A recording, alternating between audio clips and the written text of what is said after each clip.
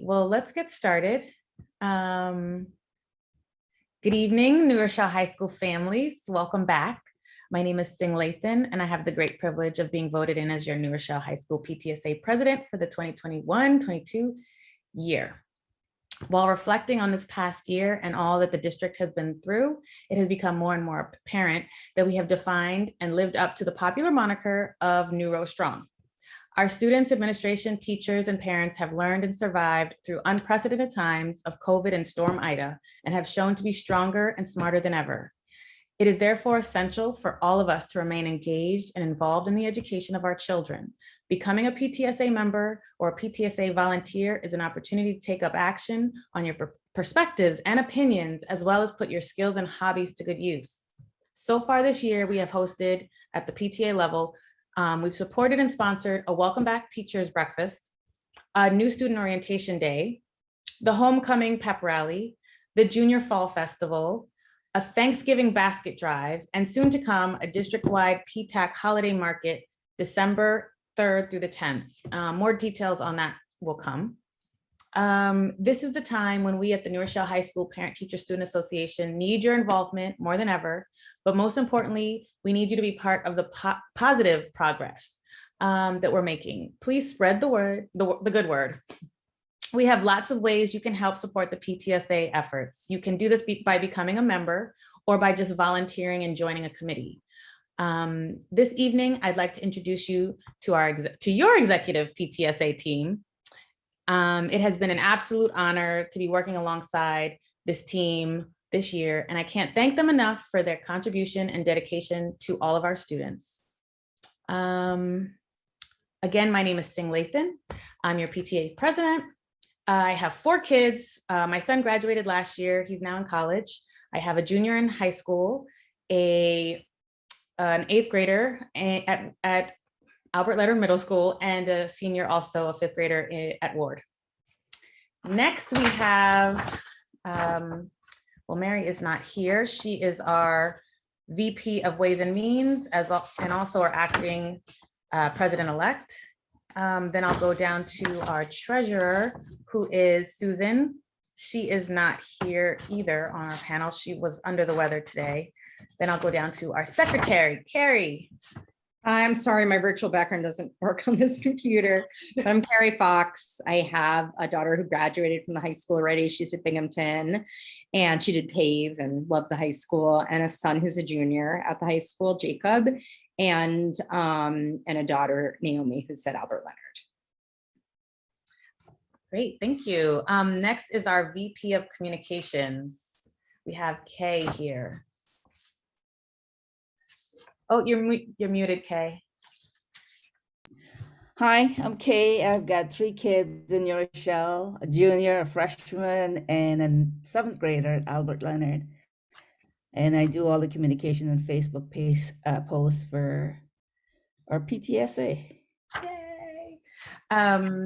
Then we have our VP of Legislation. Jen is here with us today. Hi, I'm Jen Vivolo Carson. I have a senior and a sophomore at New Rochelle High School. Thank you, Jen. We don't have teacher. Then we have our VP of Membership, Kristen. Hi, I'm the VP of Membership with Christine Sharp, and I have a sophomore at New Rochelle High School and a 7th grader at Albert Leonard Middle School. Awesome, and we've been membership drive. And then we have our PTAC Council representative, Lethel. Hi, my name is Lethel Sebastian Smith. I am the PTAC rep for New Rochelle High School this year. I have 1 freshman son who's also in the PAVE program, and I have a daughter who is a 6th grader at Albert Leonard Middle School. So thank you all for being here. I appreciate you guys. This year, I am really encouraged by the appointment and hiring of so many movers and shakers in positions of leadership, i.e. our superintendent, Raymond, and all that he has now done throughout the district, and specifically our high school. Therefore, I have the distinct honor and pleasure to introduce you to our very own New Rochelle High School principal, Dr. Artiles, and his incredible staff. and I will let him take over. Thank you for being here. Thank you. Thank you so much, Ms. Layton. Thank you so much for the opportunity to communicate with the parents at a different level.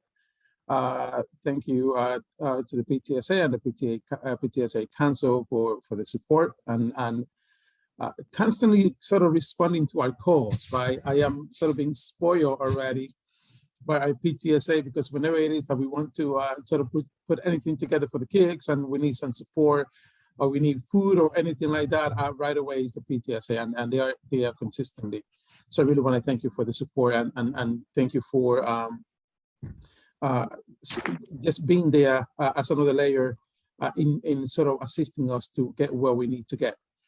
So tonight I was given an opportunity to sort of go over some of the things that we're doing at the high school. And first, I want just to thank the parents for being so supportive and the multiple emails that I have received so far of support and emails sort of encouragement, especially in the middle of the flood. That's not the best way for anyone to start a new job.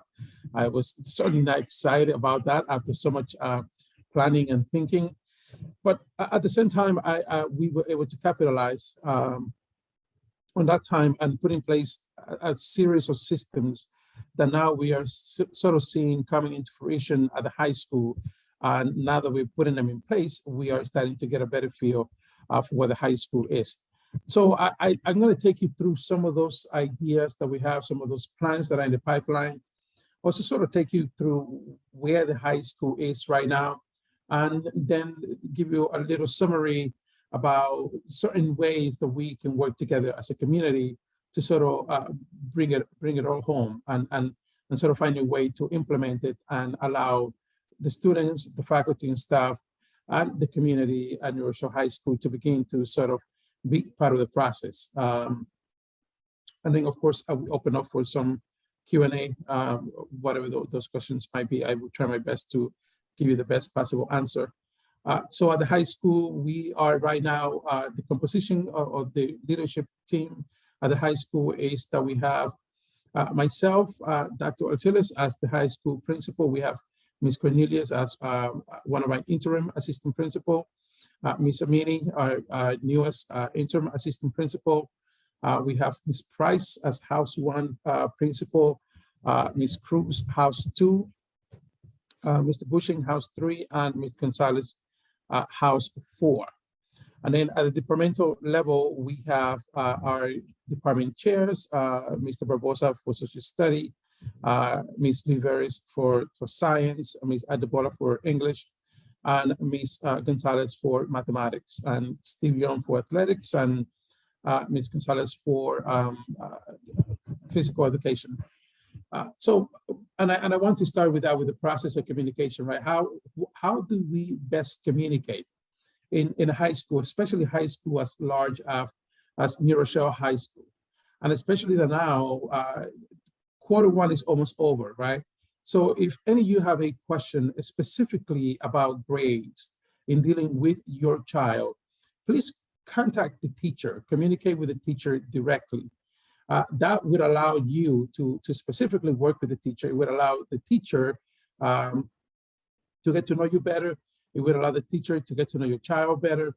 And so it would allow your child as well to know that there is an advocacy process in place. So the first point is the teacher to communicate and work with the teacher specifically to work on those grades and see what's going on, right? So another thing is that we are going to sort of begin to do in the next few meetings. As you know, the high school does have monthly webinars. Some of our webinars, we're going to be hosting at the PTSA briefly at some of those meetings, so that way we can continue the membership drive as well and continue being supportive of the PTSA. But at the same time, we're also going to talk about ways in which the parents can access student information. So one thing that we notice is that parents have difficulty sometimes accessing student grades or assignments grades. So we want to begin to sort of motivate everyone to sign up for home access. Please create your account. It is incredibly important.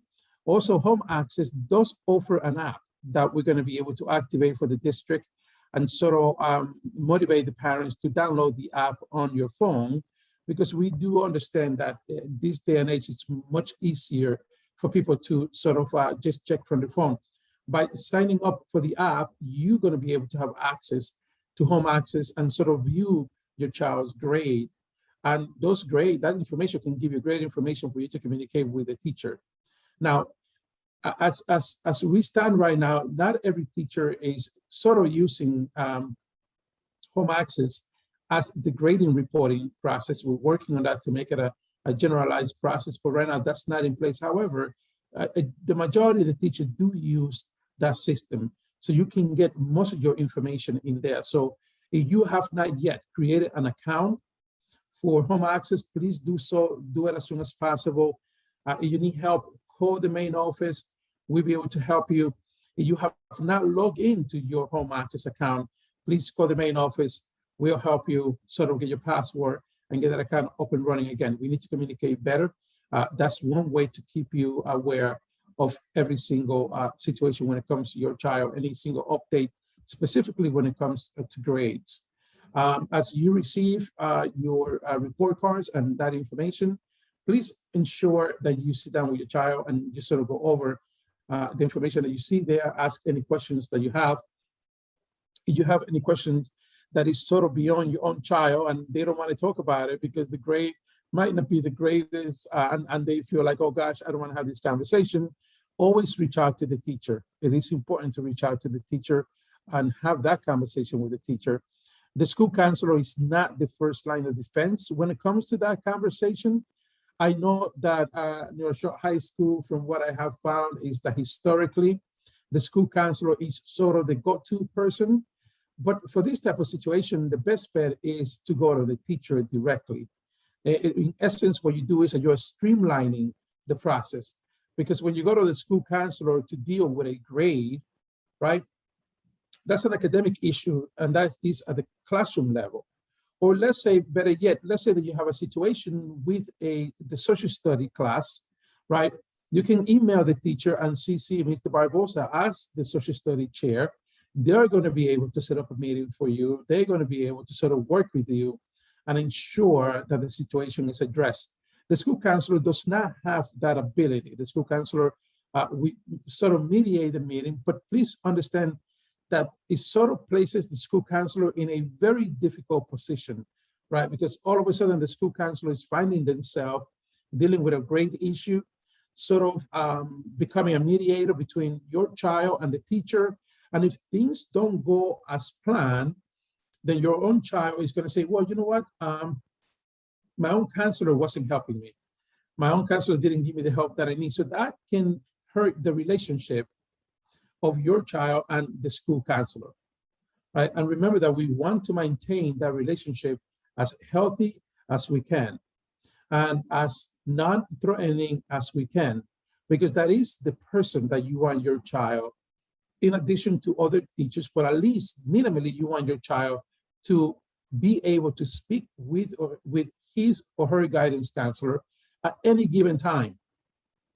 So those grade meetings are very dangerous in the point that potentially they can damage the school counselor relationship with your child.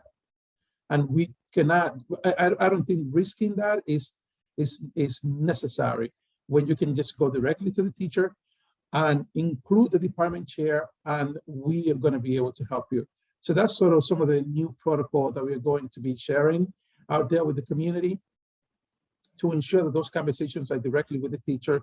And if a meeting is to happen, to please just ask the department chair to help you with the meeting. Any questions about that so far as we move forward?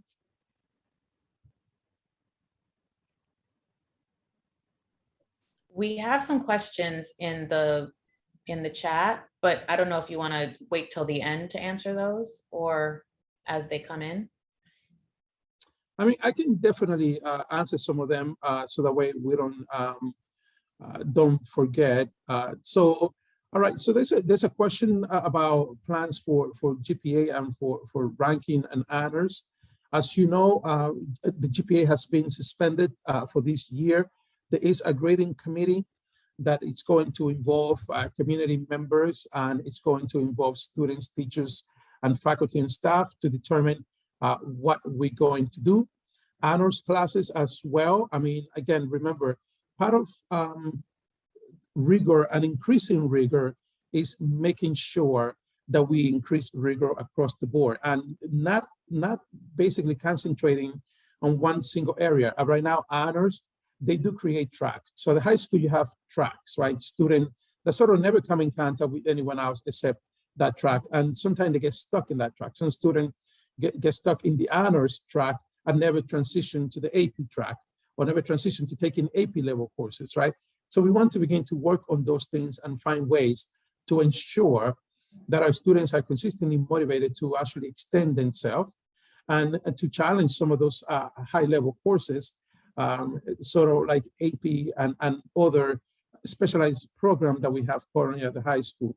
So in terms of the GPA and the ranking and the honors, all those situations are going to be addressed at the committee level. The GPA, of course, my belief is that for the grading system, the best grading system for any high school student is a letter-based grading system, which is F through A+, and with a GPA of a 4.0 scale.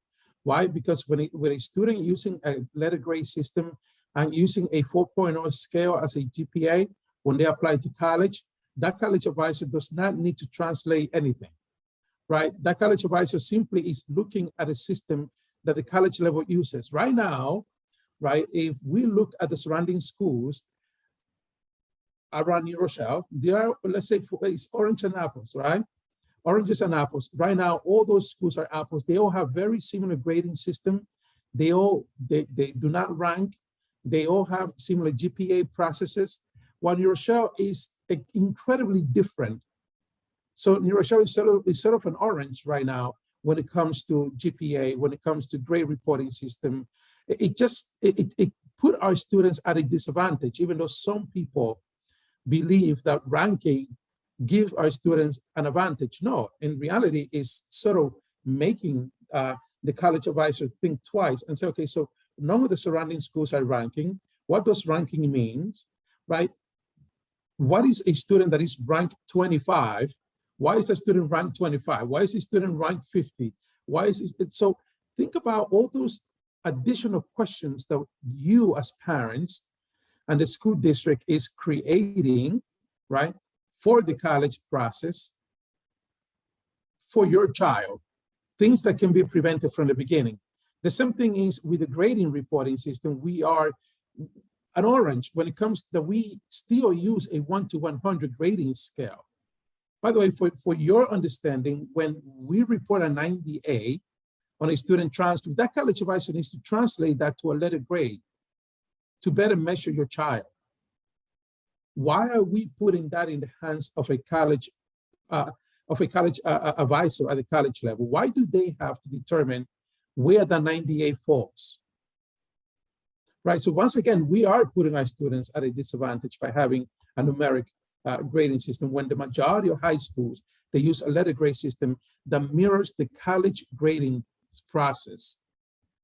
So it's important to understand that, and that's the reason why I want to spend some time in that, because it's incredibly important for all of us to understand that what we think, just because we've been doing it to be the right thing, is actually hurting our kids.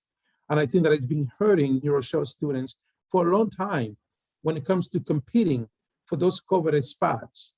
And when they are put through the process that college advisor needs to translate numerical grades, ranking, GPA, it just way too many questions, and they don't have the time to investigate. So I'm looking forward to sort of align some of those issues. In terms of the second question, yes, I think that a few fights is an overstatement, to be honest. You know, we had 2 physical altercations in the 3 weeks that the school has been open. And I want to be clear with that because it's part of demystifying certain belief systems and again, we're definitely not happy about that because school is supposed to be a safe haven, and no one is supposed to be coming to school to feel fear, or anyone has the permission to come to school to instill fear or create chaos. Those students have been disciplined to the maximum degree. We are continuing the process of making sure that that doesn't happen again. The policy in the school, yes, is an automatic suspension, and it will be investigated far much further than that. And it is basically kids already at the high school. They understand that that's not one thing that we're going to tolerate. So I just want to be clear: 2 altercations. Okay, one of them was sort of that I was very bothered by it because it was fairly serious. Even though no one got injured, but it was serious because it was in the middle of passing and created a tremendous amount of disruption. But I want to make sure, because I understand that historically, unfortunately, there has been some talk about that, and people tend to sort of exaggerate a little bit when it comes to that, and I want to be transparent. I believe in transparency, and I believe in 3 weeks school being open, 2 altercation for a school of 3,300. We're doing well, and we're going to continue to do that, and we're going to continue to put in place those situations. Those 2 altercations happened in the first 3 days of school. So the last week and a half, school has been incredibly running smoothly with no issues whatsoever. So we're working very hard to maintain that and make sure that that keeps going. Any condition, any situation that you have, any concerns that you have when it comes to you hear anything, you have to let us know, right? Because if you don't let us know, then how are we going to deal with those situations? And the key is communication consistently. So communicate often and communicate consistently, so that way we can certainly get involved. But that's one thing that we're addressing those issues consistently at the high school. And I want you to be sure, and and ask your child. I want you to talk to them, ask them, say, look, how is the school? Talk to us about your school day, right? Because that's the data that I really care about. Not what other people are saying. Ask your own child and see what they can report. And I want them to report. I consistently tell the kids in school, report to your parents with honesty, a reflection of who we are, right? So the way we can work in that situation. So it's important for us to have that reflective mind and to be open about it and transparent. So I always motivate our kids, report back, talk to your parents, tell them how the school is, how do you get to class, right? So all those things. And you can then report that information back to us. The next question is about the COVID testing. I will send that out again. On a weekly basis, I send the link so people can sign up.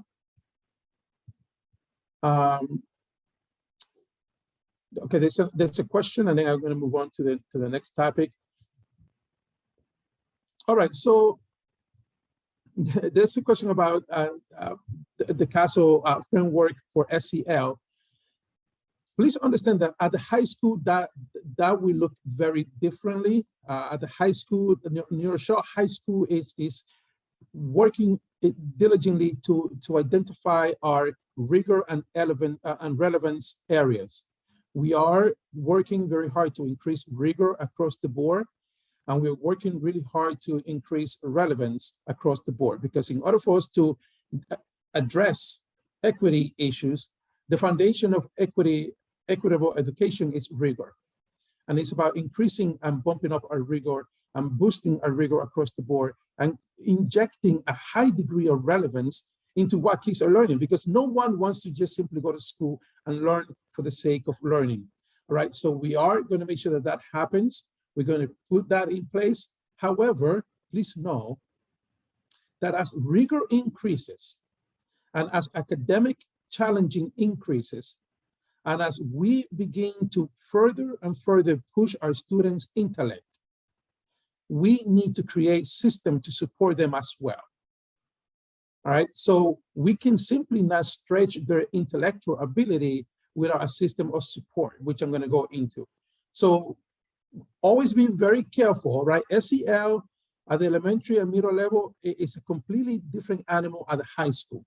It's not the same thing. Okay. And what is being done to focus and help, yeah, the most at-risk student, you know, the best way to deal with at-risk students is to look at a rigor. And again, it is basically it's like the tide. When the tide is rising, every boat rises, small, big, fast, slow, yellow, green, every boat rises, right? What are we doing? And that's the point. How can we identify those areas to further motivate those students that are at risk and those students that are struggling? But at the same time, please remember, let's not forget about our gifted students either, because we need to keep those students highly motivated as well. And we need to ensure that those students stay highly engaged in the process. And then let's not forget about the majority of all high school students, which is our average students that are working very hard to get that 90, that 85. They putting every last drop of sweat and tear and energy that they have to get that 85. That is the majority of all high school students in any state, any country. That's the key. So we cannot forget about those students either, right? We want to ensure that those average students get a constant dose of motivation and support so they can continue stretching their intellect and continue stretching their learning abilities, right? While we create roadmaps and pathways for everyone throughout the school and create system of support such as academic intervention services for those students that are at risk, so those students can begin to climb the ladder. And then at the other end, create more rigorous and more challenging courses for our students that are at that level as well. So it's a holistic approach. It's just not one single prong approach. All right, so I'm going to collapse the questions. I already answered most of the questions that were pertaining to me.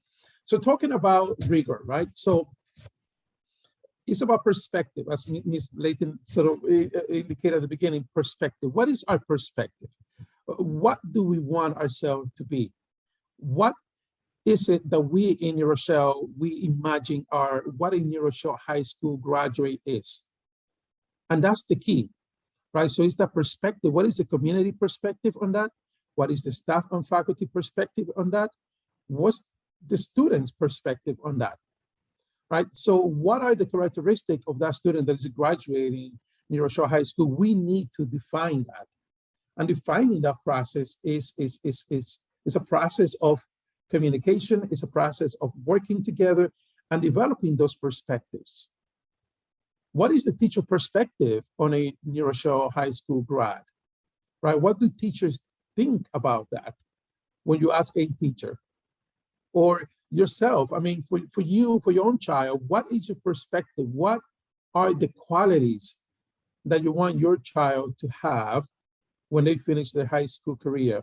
What are the skills that you want your child to have when they finish their high school career, right? What are the characteristics that you want your child to have when they finish the high school career? And above all, what have they learned, right? What have they learned over those 4 years? So it's about defining those perspectives. And once we come to the point that we understand what those perspectives are, then we want to really jump in heavily into identifying, right, what the rigor is going to look like at New Rochelle High School. And the definition of rigor is challenging the students, right? Challenging the student learning ability. Are we challenging every single child learning ability in New Rochelle High School? Right, we need to ask ourselves that question consistently. Because that's what highly successful schools do. They consistently ask that question of themselves. Are we challenging our students' learning ability consistently? Are we pushing the student beyond their learning abilities. And if we want to do that, how do we support them to get there? What sort of bridge do we build for them to get there? Then on top of that, then we need to go into the relevance. What is relevance? Why am I learning this? I'm pretty sure you heard from your child, I don't even know why I'm in that class. Why do I have to learn this when I don't want to do this in college, right? It's the relevance of what we're learning. It's the relevance of what we're teaching them. And it's the relevance of what rigor is.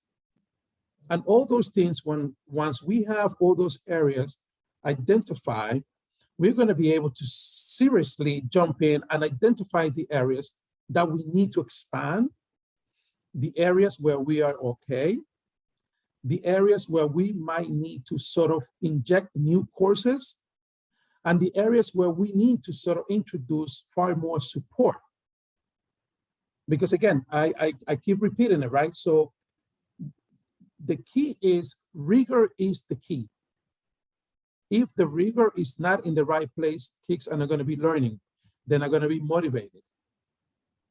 And if they are not extended, then they stop learning. They lose motivation. So that's the reason why we need to sort of do this examination across the board. So with that in mind, we have identified that in Rochelle High School right now, we in essence have sort of two, I would say, specialized areas, right? So we have PAVE for the children that are interested in music and art and other areas in acting and performing arts, all those areas. And then we have science research to a limit, I would say, right? Our science research program has wonderful students and a wonderful, wonderful teacher in Mr. Weber. However, how do we expand science research, right? Though science research has the correct facility, there's a science research lab available where students can conduct their own research. Do we have a working greenhouse where students can grow their plants? Because most of the science research projects are plant-based. Now, one thing is that if any of you have one child in science research, you know that the most difficult part is finding a lab where they can go do the work. Those kids are begging different labs so they can come in and do some of the work, some of the research. By us creating a state-of-the-art science research lab at Rochelle High School, now students can do their research in-house. They have far more time to do that. Their competitive nature is going to increase. Their intellect is going to be expanded. And the challenges will be far greater because now they have the resources in there, but we have put in the support as well in that area. So we're looking into that. We're looking into assigning, building a specific science research facility at the high school, expanding participation in the program where students will be motivated to come in and experiment and see for themselves and find out that they have these talents that they had no clue they had before. So it's opening the doors much wider, but also creating the facility and allowing the student to grow their own plants and conduct their own investigation and their own research within the school, because that's what every other highly successful science research high school does for their kids. Their advantage over Rochelle High School students is that they can do most of their research in-house, while our students are looking elsewhere. So we looking for ways to remedy that situation as soon as we can. So the other part is PAVE, right? So PAVE also is expanding. However, there's only basically two pathways. So any student going to Rochelle High School that wants to be an engineer have no place to go, because science research is not engineering. PAVE is not engineering, right? So as a result, we are looking into bringing Project Lead the Way into New Rochelle High School. Project Lead the Way is a highly successful engineering program. It is actually K through 12, but it's mainly in high school. And you can look it up. It is PLTW. Just you can Google it, PLTW, so you can have an idea about this program. Project Lead the Way is fascinating, right? Because now what we can do is we can create an engineering pathway for those students that want to go into engineering, that want to go into mechanical engineering, that want to go into aerospace engineering, that want to go into computer science engineering, right? Because Project Lead the Way is a combination of computer science courses and engineering courses. What's fascinating is that when I brought up the idea and we conducted an inventory of the courses that we need, New Rochelle High School already offered most of the courses that would be required for a Project Lead the Way program. So the resources are already there. So it will be very, very easy for us to get this done. So we are in the following weeks, we're going to be working to develop a partnership with Rochester Institute of Technology. And Rochester Institute of Technology sort of will give us the ability for us to offer multiple dual enrollment courses in Project Lead the Way. It's a great school. I think it would be a wonderful opportunity for our students that are interested in computer science, interested in engineering, interested in any field when it comes to mechanical engineering or aerospace engineering. They're going to be able to accumulate multiple Rochester Institute of Technology credits by taking those dual enrollment courses in our PLTW program. So our hope is to have that up and running for next year. And we feel very confident that that's will be a possibility going through the process right now. We're sort of putting that together. Another area is that we sort of, as a school, we need to respond to what the market also demand. And we know that electrification of cars is fast moving. Clean energy is a fast developing field of work. So we are also looking into developing an environmental engineering pathway as well that is heavy on environmental science, heavy on marine biology, heavy on hydroponics science, sort of connecting that. The anchor to that pathway is going to be a state-of-the-art greenhouse that we're looking into sort of integrating into the school process. So you see how we are increasing rigor across the board. So now by putting all those things in place, there are multiple pathways for students to sort of, when they get to New Rochelle High School, for them to choose. I mean, they don't have to, right? But they can do that. Also, the business National Honor Society is starting. I'm very happy about that. It's already on its way. And FBLA, Future Business of America, are going to sort of be part of the school as well. So students will be able to also acquire sort of a business track as well if they want to take most of their elected courses in business by being part of FBLA, being part of the Business National Honor Society. They're going to be able to compete through FBLA and be able to sort of have good experiences in the areas of business and entrepreneurship. Lastly, we're also working on reinvigorating our debate club at the high school, competitive base. We began the process to, and we have partnered up with some schools out on Long Island and White Plains High School as well to sort of begin the process of developing a debate club at New Rochelle High School that is going to allow our students to sort of have good experiences and sort of conduct research and attend competitions and be able to participate at a much larger setting. Part of our PLTW program is the Vex Robotics. That is also a competitive-based program as well. We're looking forward to expanding our Vex teams and looking forward to having a Case Cup go compete at the national level in that category once we sort of put everything together. So those are some of the programs that we're looking at right now to sort of introduce into our high school and sort of allow our students to sort of expand themselves and have choice. Because remember, the cornerstone of Rigor is choice. Students need to have choice. They can simply not be put on a path where they have to pick and choose between two different pathways or nothing, which is what we have right now. And all the resources are already in the school. What we're doing is we're just repurposing a lot of the resources that we have. We're repurposing a lot of those courses that we have.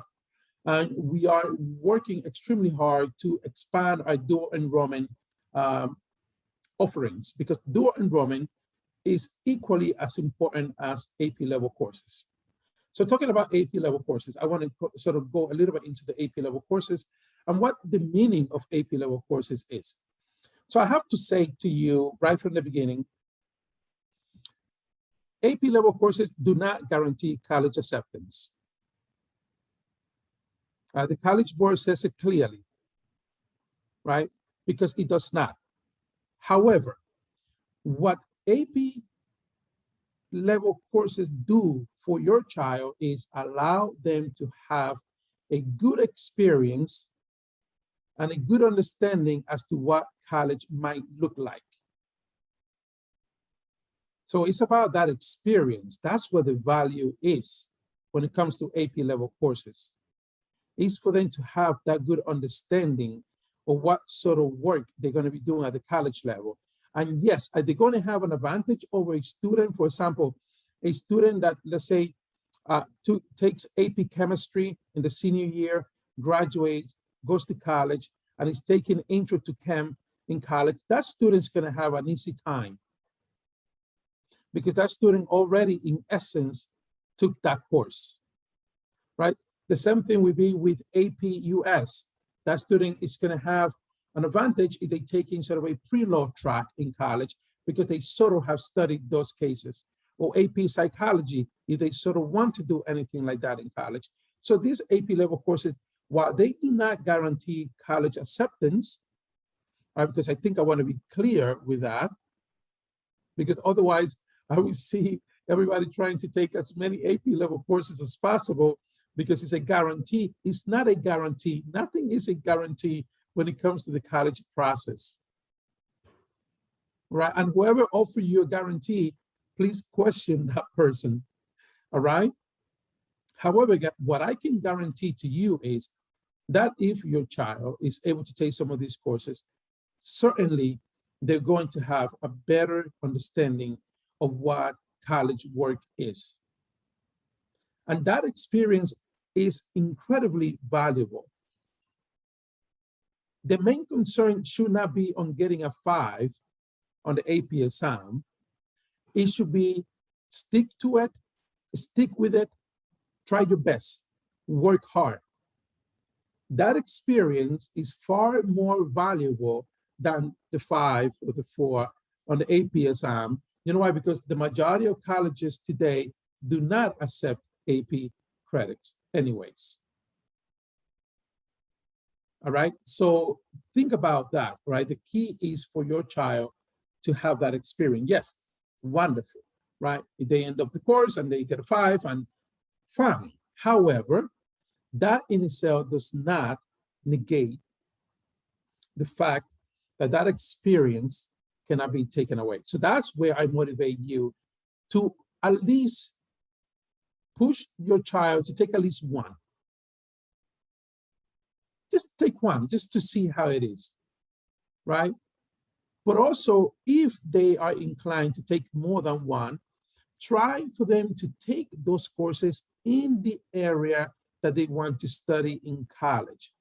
That increases the value of those courses, right? Numbers does not matter.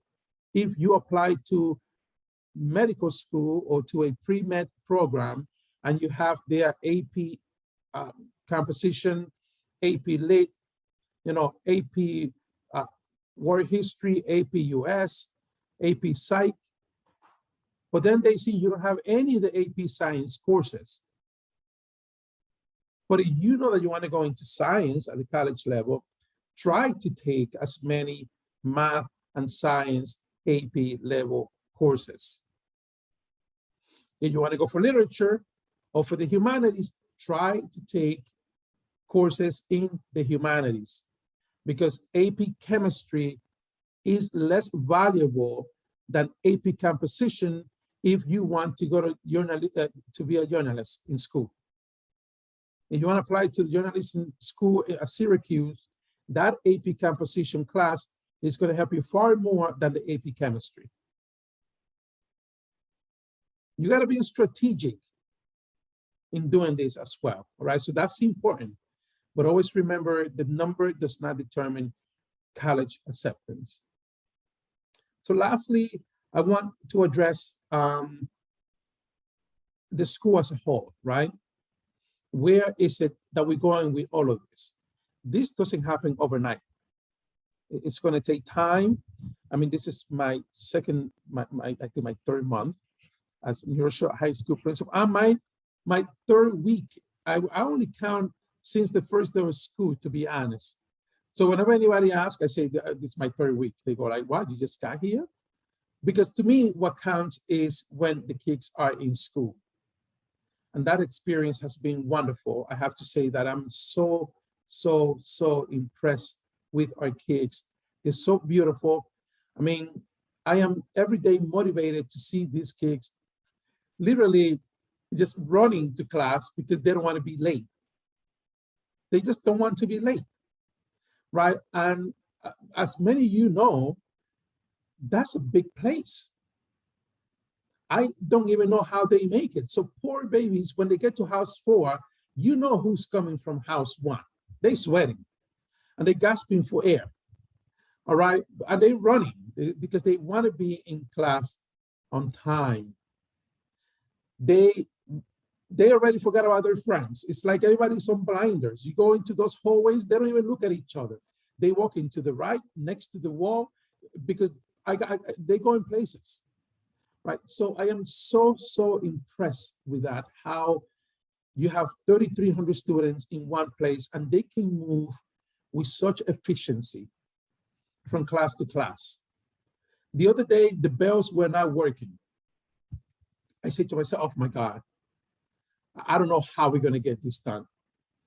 I couldn't believe it, how these kids went from class to class with no bells for a couple of hours.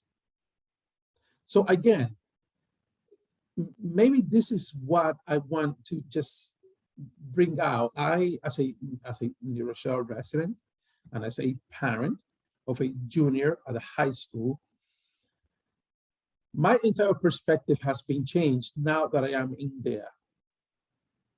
And I have been able to experience the beauty and the goodness and the happiness that these kids bring, with the easiness that they say good morning and they reply with good morning when you say good morning to them. When they hold the door for you when you're right behind them. Me, which I'm still getting lost, they say, I take you, don't worry, Dr. Achilles, I got you, follow me, right? So I'm always out and about in the hallway. So I have become sort of part of the scene, so they know who I am. And they ask, you know where you are? The other day I was in house 4 and a group of boys came up to me and they said, how did you end up here? I said, oh, you see, I'm learning my way now. So watch out, but I think that's the message that I want to send out, that you have an incredibly dedicated group of kids that sort of show up every day ready to work, incredibly dedicated group of teachers that are consistently challenging our kids, but challenging them with empathy, all right, and dignity, right? And making sure that those ones that are struggling get the help they need. Making sure that if they miss an assignment, they get a second chance to make up that assignment. Make sure they're struggling at home, like many of us are, many of our faculty is, right? That we are aware of those things. And that's where our restorative practice comes in. And restorative practice is about having conversations. It's about building relationships. You know, my ultimate goal is one day when we run one of those surveys is to have all of our students say, I have at least one person at the high school that I connect with, at least one. When we had our, on October 29th, when we had our kids in, we were able to collect data from 720 students. It was an exit survey. Of course, they got a little gift, whoever completed the survey, right? One of the most important things that came out of that survey is how much students want to get to know who their teachers are, to build a relationship with people in school. And of course, at the top of the list was they want yoga in school. So it's like, okay, they say, yes, we want yoga in school every day, right? So they do have a voice. And they know that voice now has power and influence. It's just like when I met with a group of students multiple times, and they urged the administration to deal with how security and interacting with students and the dress code and things like that. And we have made those adjustments.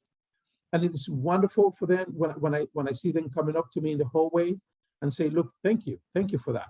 The place, it is different already. It feels different. So it seems to, you know, so they realize that we're listening to them. So now they're asking for more. And that's a wonderful thing because they do have a voice and it's important for us to listen to what they have to say. So that I want to sort of leave you with that and to understand that that's how SEL looks at the high school level. It is about building relationships, connections. It is about providing support, not only to students, but from peers to peer. And not only peer to peer, but also faculty to faculty, because the adults also need that support. And it's designing classrooms that are designed around empathy, all right, and understanding and support while pushing the limits intellectually for our students and enriching them to the maximum level so that way every time that they leave that building, they know that they have been challenged to whatever degree that is. But at the same time, they can look back and they say, wow, that was, you know, that conversation that I had with Mr. So-and-so or Mrs. So-and-so was so good. I feel so much better already about myself. So that's important to know. And I want everybody to sort of think about that when we talk about sort of restorative practice at the high school level. And when we begin to reach out to the community about perspectives, because I want to hear from the community, what is your perspective about rigor and relevance and about how a New Rochelle high school grad should look like, right? I want to sort of get that from you, the parents. So looking forward to that conversation. So I know we run out of time, Ms. Layton, so I will leave it there. I know there's some questions. Do you want me to open the chat and sort of take a look at some questions, or are you going to answer some of them? There are a few questions that I probably cannot answer. But I think one of them was, she's in private assistant to Rigor. Okay. Project, wait, did you hear about the GPA? I know we wanted to reiterate on the GPAs because I feel like it's still a question of, are we going to have GPAs for these grades? Because I know Yes. the colleges still require Yes. that. Yeah, this year, the only thing that was suspended was ranking. Everything else stayed the same. There's The nothing that we're changing. It's too late. So everything stays the same. The grading committee, once it gets going, hopefully for next year, we're gonna have a new system in place. But this year is all the same. Nothing changes. Lockers, yes, you should have gotten an email. We send the email. Maybe we need to send it again. Yes, lockers will be distributed. Our goal is to get lockers distributed before Thanksgiving. All right. However, I have to say to you, and I hope that you guys were sort of aware of this. I don't want to be the bearer of bad news, But when we did an assessment of the lockers that we have at New Rochelle High School, we found that we have 2,500 lockers. But then it happened that we have 3,300 students. So we are like 800 lockers short. I don't know how this hasn't been a problem in the past. When I ask, they say, oh, well, maybe it's that not every kid gets a locker. So if you read that email, what we're going to do is for first come, first serve. The student, kids already telling me I'm going to complete the form because I want one. Other kids are saying, no, I don't mind. I don't need a locker. But yeah, the student needs to complete the form. It's a Google form, and we're going to distribute lockers that way. But we do have 2,500 lockers to distribute. I think it's going to be okay. We are going to. One concern that I had was that in the past, students were able to bring their own locks for the locker. I find that very concerning as a safety issue. So we're going to distribute our own locks that we have to the students. That way there's no confusion.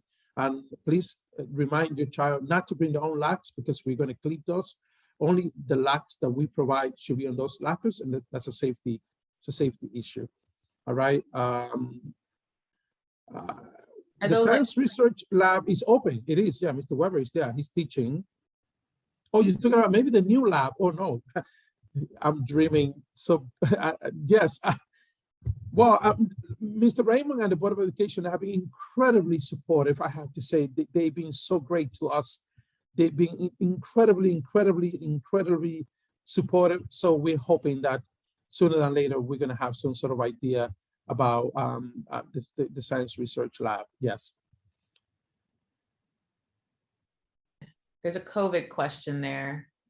Yeah, okay, I'm getting there. So what do you, So again, yeah, those students interested in going into the law, into the field of law or law enforcement, anything like that.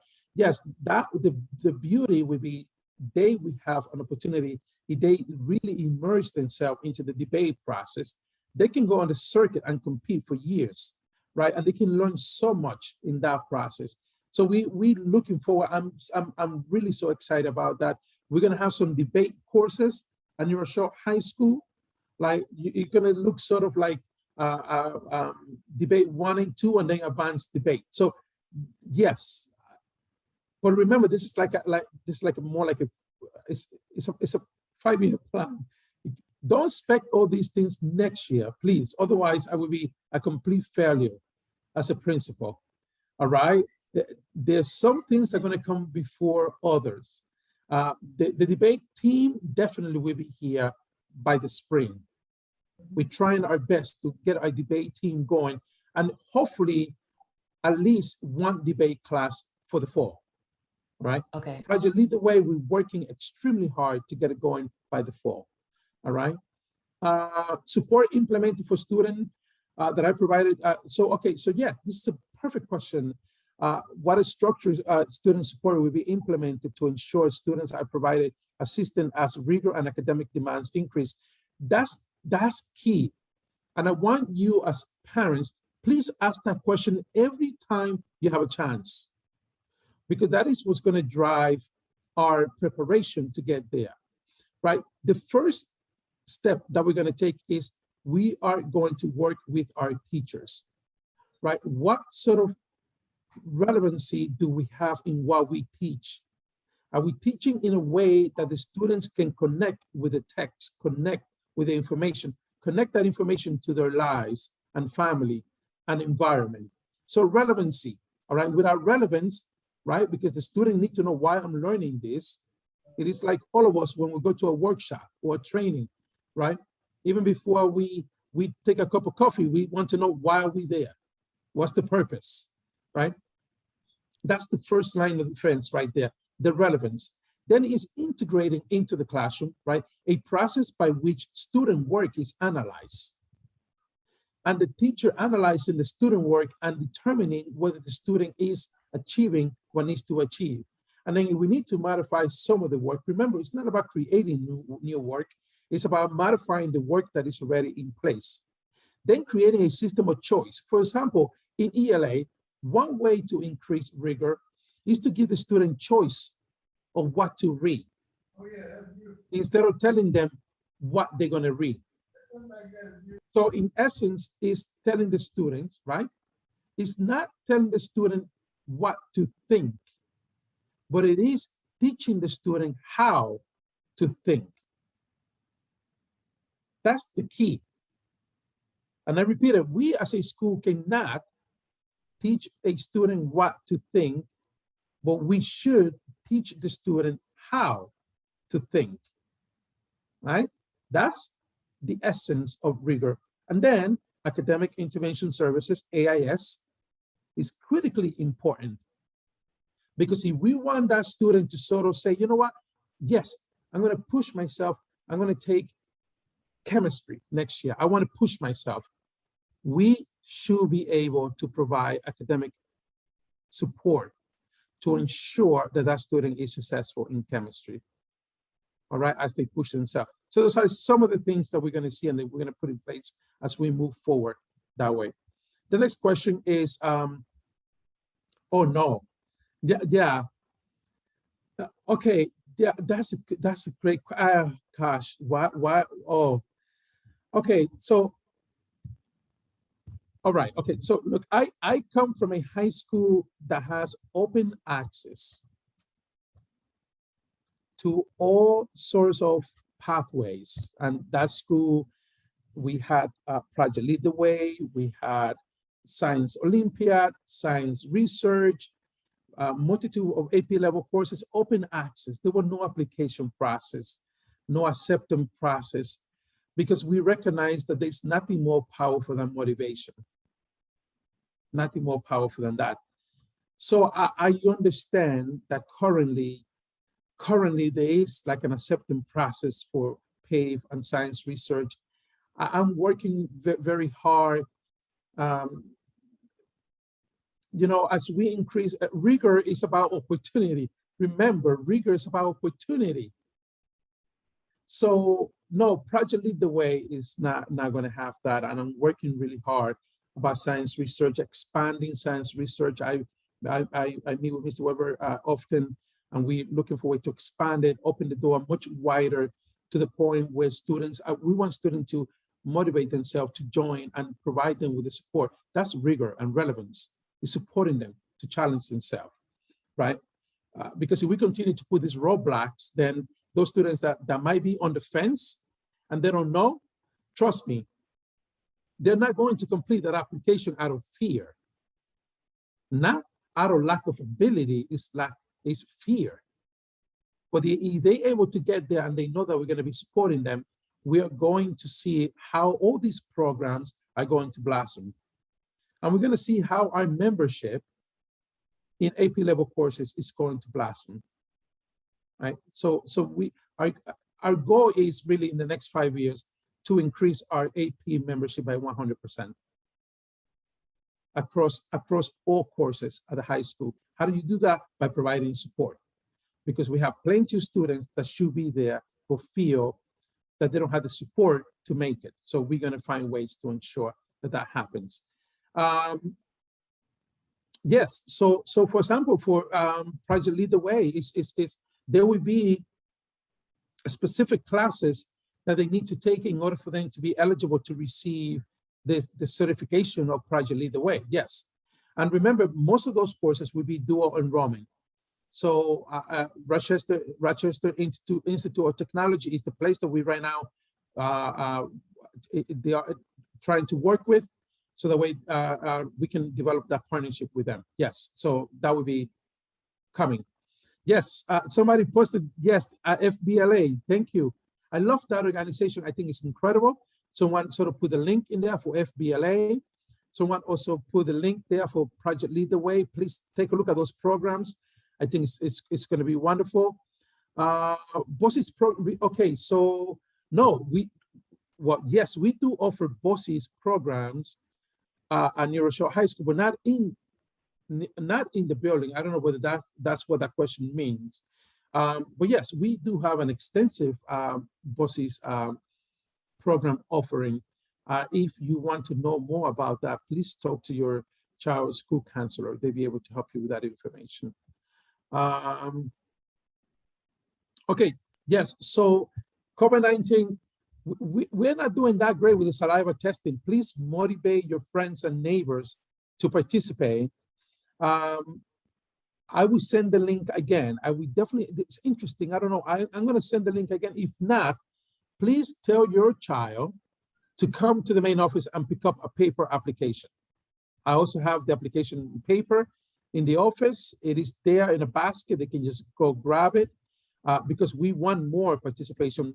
Right now, the participation is pretty good, but we need more. So if you just are sort of have been emailing Verbosity and they don't respond, please have your child pass by and pick up an application. It takes 2 seconds on the way to class. They can just stop in, get it, and move on.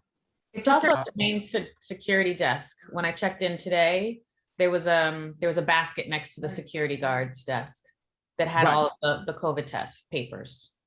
So you can consent there. Right, exactly. So another great question, where the teachers post grades on home access in real time, homework, quiz, tests, etc. I just had that conversation today with a group of teachers. The issue is, and I need to investigate more, right? For the sake of transparency, what we're trying to determine is what is officially what is the grade reporting tool that teachers must use. Most teachers are using eSchool, home access. Most teachers are.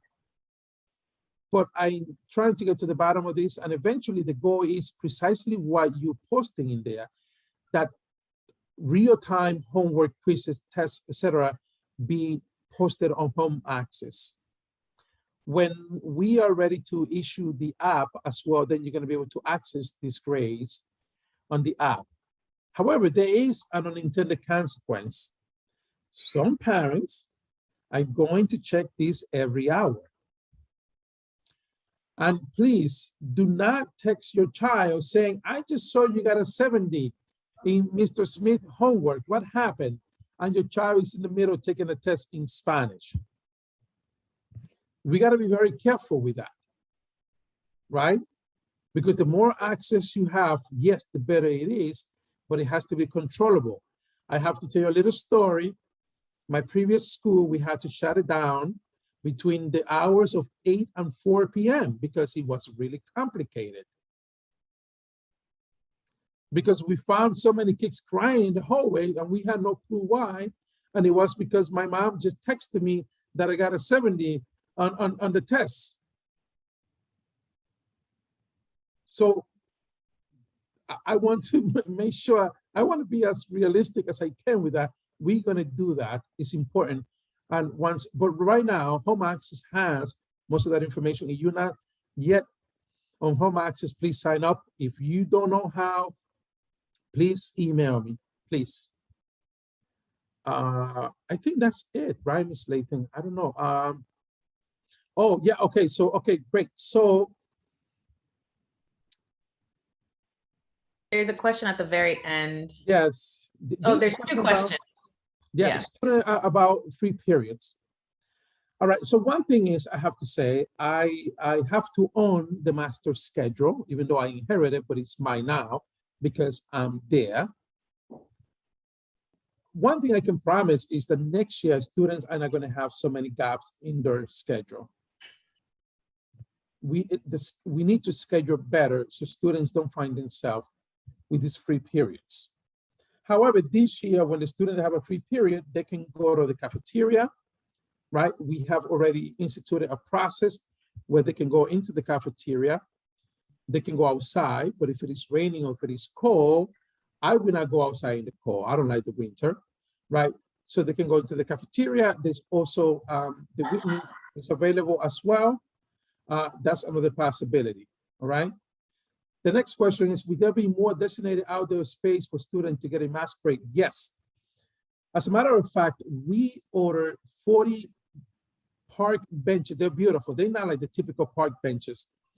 40 benches with umbrella and everything is gonna look great. We're gonna install this furniture in different, the courtyards at the high school, they're gonna be revitalized. We're gonna bring them back. And we're gonna have all the furniture set in the courtyard. Also, at the bridge, you see those two sort of areas in there overlooking North Avenue on the lake. We're gonna install multiple of those park benches up there with umbrellas and everything, and students, we're gonna put garbage cans out there. Students are gonna be able to have lunch out there. So the springtime is gonna be beautiful for them. They're gonna have an incredible time. I think it's very relaxing. Everybody should get a mask break. We're also gonna install some of these park benches in another indoor courtyard for teachers, for faculty and staff, so they can also go out and take a mask break. So that is coming. I'm very excited about that. So I'm really looking forward to that. Yes.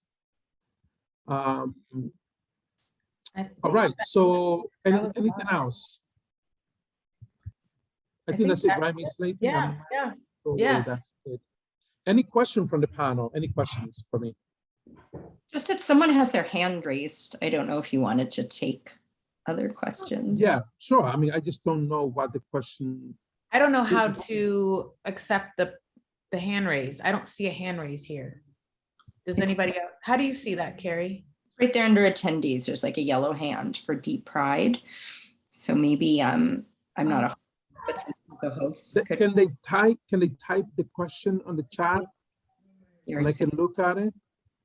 I don't see it actually. Let me see. No, they just lowered the hand. Maybe it was an accident. Sorry about that. Oh, okay. Oh, I don't see it. I see. Question, Dr. Ortiz, are those consent forms also in the House offices? I don't believe they are. However, I can definitely send some to the House offices, but they are in the main office and they are at the main entrance. Yes. And the drop boxes are in 2 locations where students come in the morning, and then there are 2 drop boxes in the main office as well for the kit to drop the kit in. Where do they get to the kit? Where are they getting the kits? It's they're placed in the mailbox and the student get it in the classroom. Okay. So if there's no more other questions, does Jen, do you have a question? Oh, okay. Well, thank you, Dr. Artiles. This has been a fabulous first PTSA general meeting.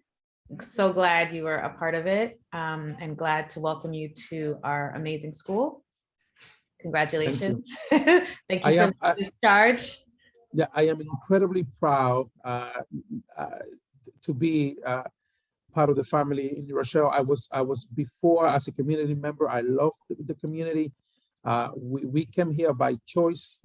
We staying here by choice.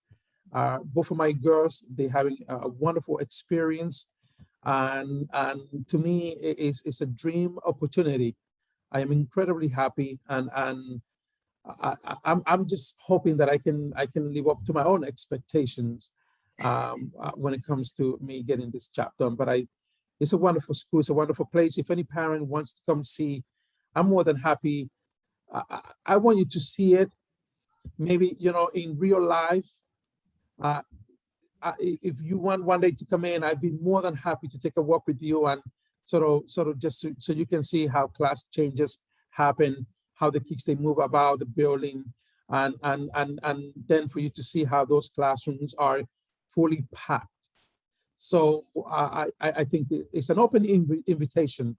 I think this is, to me, this is how proud I am of this school, and I will extend you an open invite to come and spend an hour or 2 in the building during classes, so you can see for yourself what happens. I don't know what sort of agreement you're going to make with your child, but make sure they know you're going to be around, so they're not shocked when they see you. But it's an open invitation for you to come and see. Thank you so much. Thank you. And for all those attendees who would like to join, who haven't, we have our QR code listed as one of the panelists. So you could just hover your camera over the QR code and it'll take you right to the Member Hub site and you can join. You can also join on the Member Hub site you can get PTSA wear, spirit wear, And also, if you want to donate to the Thanksgiving basket drive, which the high school is putting together, that would be great too. Thank you all for coming. If you have any questions, feel free to email us. Thank you. Thank you. Good night, Have a everybody. great Thank you night. so much, and thank you for your support. Thank you. Thank you all. Bye. Thanks, PTA team. Love you guys.